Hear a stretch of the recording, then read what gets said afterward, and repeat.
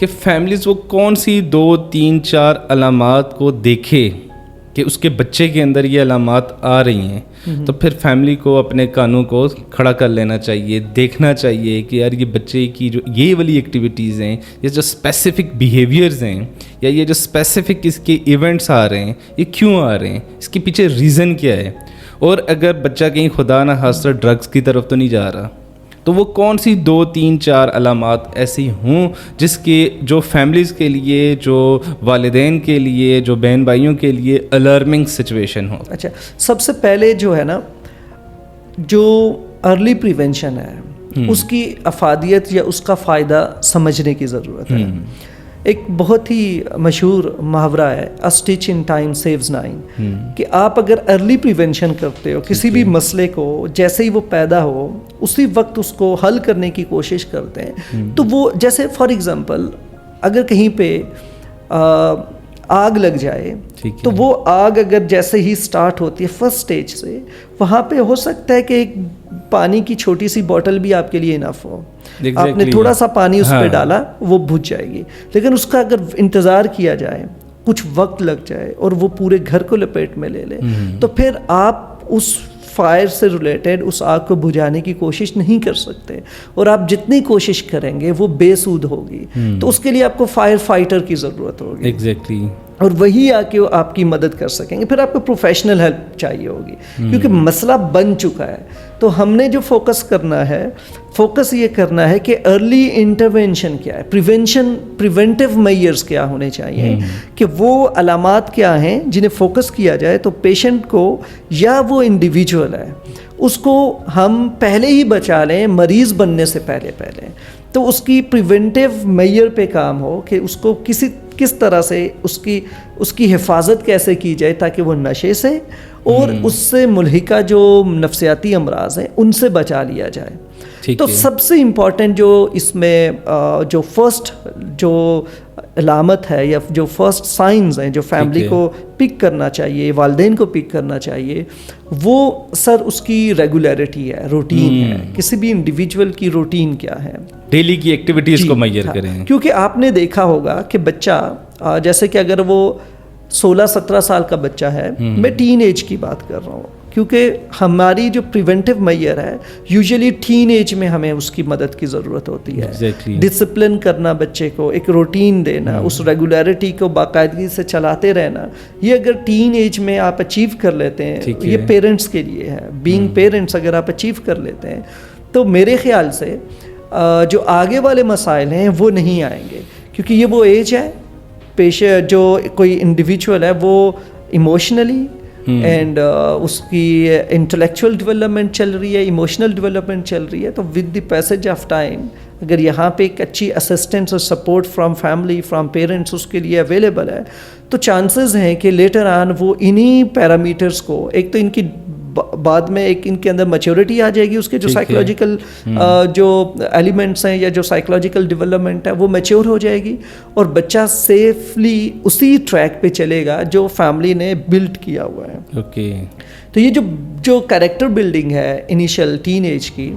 تو آپ نے دیکھا ہوگا کہ جیسے 15 سال کی ایج پہ آپ اگر ہم اس کو ایک مارک رکھتے ہیں کہ 15 سال کی ایج سے ہم سٹارٹ کرتے ہیں، تو 14 سال پیچھے بچے کی ایک ریگولیرٹی رہی ہوگی، اس کی ایموشنز، اس کے موڈ مزاج والدین کو معلوم ہوں گے کہ وہ کیسے ریئیکٹ کرتا ہے، کیسے بات چیت کرتا ہے، وہ سوتا جاگتا کب ہے، وہ کھانا پینا کیسے کرتا ہے، اس کی خوشی اور اس کا غم کیسا ہے، وہ اس کا مطلب کہ یعنی کہ مزاج خاص کر کے موڈ کیسا رہتا ہے. تو اگر آپ اس میں ایک سڈن چینج اور شفٹ دیکھتے ہیں ریگولیرٹی میں، روٹین میں، جیسے کہ مزاج جو ہیں، موڈ آپ دیکھتے ہو کہ وہ بچہ اریٹیبل ہونا شروع ہو رہا ہے اور وہ بے چین دکھائی دیتا ہے اور ہمیشہ تیزی میں رہتا ہے، جلدی میں رہتا ہے، اور بچہ کوشش کرتا ہے کہ وہ گھر سے باہر نکلے، مطلب کہ جیسے ہی اس کے پاس فری ٹائم ہے تو وہ یہ کوشش کرتا ہے، اس کی جو کوشش یا ایفرٹ ہے، ایفرٹ باہر جانے کی پہ ہے کہ فوکس اس کا فرینڈز ہیں، فرینڈز پہ فوکس ہے، دوستوں پہ فوکس ہے، اور کہاں جی گھر سے باہر جو ہے نا وہ جانے کی کوشش کر رہا ہے. تو اگر اس طرح کی اگر کسی بھی انڈیویجول کی کوشش ہے تو یہ ایک الارمنگ سائن ہے کہ کیوں باہر ایسا کون سا پلیئر ہے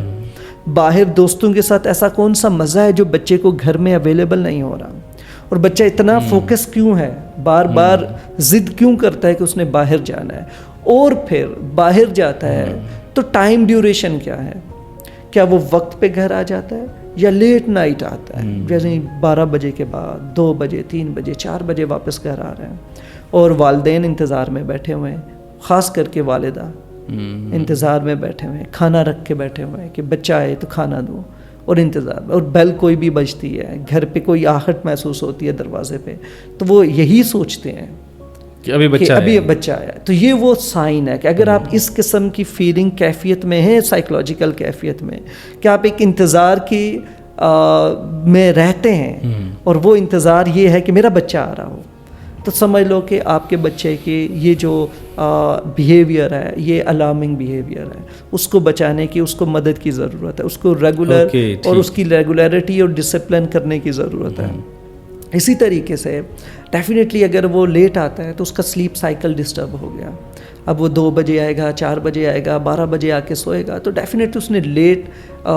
جو صبح ہوگا وہ بھی اس کی لیٹ ہونی ہے, وہ 12-1 بجے تک, 2 بجے تک, 10 بجے 11 بجے اس کی صبح ہونی ہے. تو بے شمار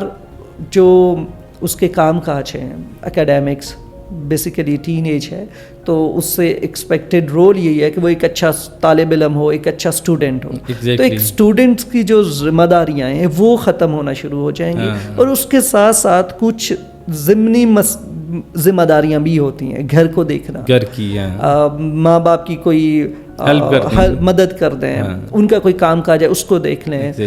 ماں باپ نے کسی سوشل گیدرنگ پہ جانا ہے, کسی فیملی کو وزٹ کرنا ہے, کسی ریلیٹیوز کی طرف جانا ہے, ان ریلیٹیوز کو وزٹ کرنا ہے, تو بچہ ان چیزوں سے پیچھے ہٹنا شروع ہو جائے کہ ایکٹیولی اوائڈ کرے کہ نہیں میں اویلیبل نہیں ہوں, میں نہیں جا سکتا, تو بھی یہ ایک الارمنگ سچویشن ہے, اس کو بھی اٹینڈ کرنا چاہیے.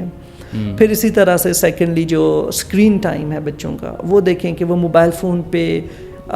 کہاں کیا کن ویب سائٹس پہ ہیں, کیا کنٹینٹ واچ کر رہے ہیں, اور کتنی دیر تک سرچ ہسٹری کیا ہے, وہ کن ٹاپکس کو, کن ایریاز کو سرچ کر رہے ہیں, کیونکہ یہ وہ ایریاز ہیں جو بچے کے لیے سینٹرل ہیں. آج کل اس کی جو کوگنیٹیو یا وہ اپنے عقلی سوچ کو بہتر کر رہا ہے, اس کی جو وسعت وہ بنا رہا ہے, کوگنیٹیو ڈیولپمنٹ ہے, وہ انہی ایریاز سے ریلیٹڈ ہوگی. بیسیکلی ٹین ایج ایک ایسا ٹرانزیشنل ٹائم پیریڈ ہوتا ہے جس میں ہم نے